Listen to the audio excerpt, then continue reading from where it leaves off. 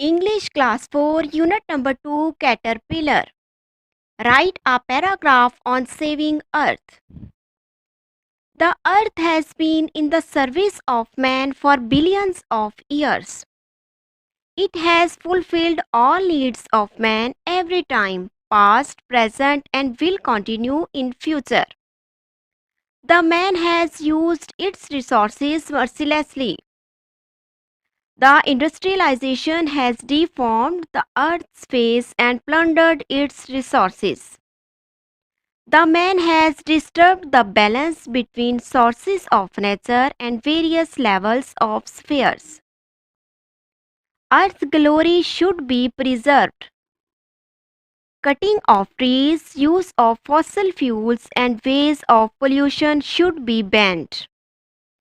Rivers and oceans should be kept clear from any stinking matter. Atmosphere should be kept clean and pure.